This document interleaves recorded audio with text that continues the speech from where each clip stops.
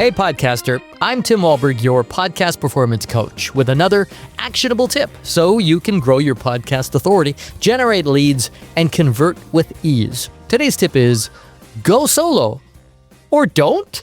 Should your show feature interviews, or should it just be you sharing your thought leadership with solo shows? It's the great debate, interview versus solo podcasts.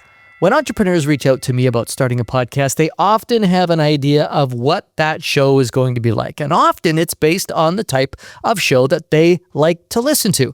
Unfortunately, this is when I have to break it to them that their show is not about them, and it's also not for them. Their new podcast is all about their listener, especially if they are using their podcast as a marketing tool for their business. Their new podcast has to be listener-centric.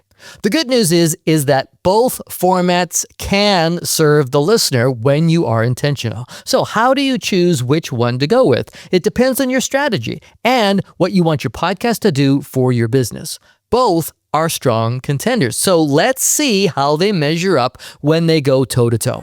In this corner, interview podcasts.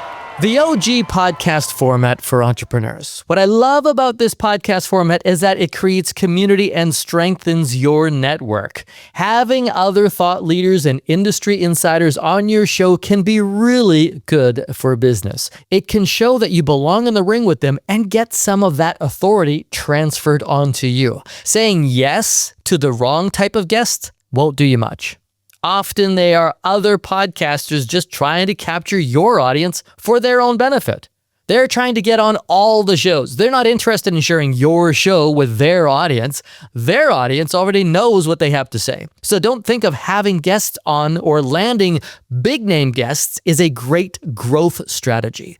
Those bigger name guests aren't in it to do you any favors. Again, this comes down again to you curating the content for your listener to serve your listener. They're trusting you not to waste their time. So the guests you bring on your show matter. There are a few different strategies when it comes to having guests on. I had one client who built their podcast around only having potential clients on his show. So you're thinking, well, I'm not going to listen to a 30-minute sales call. That's nuts. However, his show still served the listener very well. But along with that, he also managed to convert about 80% of his guests into customers. The interview format had a lot going for it. However, it was crafted with this intention and was executed with certain opportunities built into being a guest on his show. Again, it all depends on your show and your niche and your goals. In the other corner, solo podcast. The sometimes scary but surprisingly effective darling of the personal brand. I love this format for thought leaders, authors, coaches, and consultants. This showcases your expertise in a compelling and intimate way. If you do a good job of it, the listener should feel like you are talking directly to them. You're having a conversation with them, sharing stories, and that means they feel connected to you. When it comes to working with you, they feel like they already know you. Strategically, this puts you in a great position because they don't hesitate to opt in for your lead magnet or reach out to you and are far more likely to say yes to working with you. Trust gets built faster with solo episodes. Same for your authority if done right.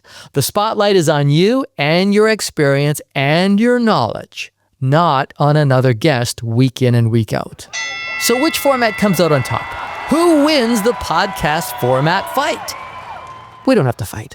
Why can't they both win? Yes, you can have both. This is often what I suggest to my clients who have a personal brand. Create a podcast strategy with both interview episodes and solo episodes. Serve up both to your listener. Get the benefits of the interview, a fresh perspective, you delivering your genius as part of a powerful conversation, and serve up some solo episodes, giving your listeners a well-crafted episode rich with storytelling and takeaways.